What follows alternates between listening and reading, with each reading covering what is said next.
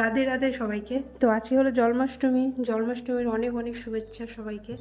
ভগবানের কাছে প্রে করব সবাই যেন খুব ভালো থেকো, সুস্থ থেকো, আর আমিও খুব ভালো আছি।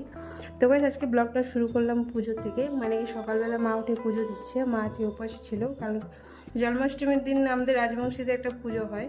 তো সন্ধ্যাবেলা কি চাল কুমড়া, তারপরে 5 রকমের ফল আর কি ইয়ে দিতে হয় ঠাকুরকে। তো সেগুলোই মাকে আনে দিলাম, পেয়ারা টেয়ারা। তারপরে গেলাম ভাইকে একটু আগা দিতে, ভাই যাবে হলো মন্দিরে, ইস্কন মন্দির। তারপরে দেন সব কিছু বাড়ি এসে স্নান টান করে চলে গেলাম মার্কেটে, ঠাকুরের জন্য কিছু জিনিস কেনার ছিল, প্রসাদ। তো আজকে হলো এই ঘোরটা কিনে নিয়ে আসলাম টাকা ভরা, কারণ কি ভাবলাম যে আজকে জন্মাষ্টমী, আজকে থেকে শুরু করবো আমি এখানে। তো আমি 100 টাকা ঢুকালাম আর মা দিলাম আমাকে 50 টাকা। তো এগুলা করে চলে গেলাম আমাদের ঠাকুর ঘরে পূজা দিতে। এগুলো আমাদের পুজো স্টার্ট হয়ে গেছে। তো গাইস আজকের ব্লগটা এইটুকুই, দেখা হচ্ছে নেক্সট ব্লগে।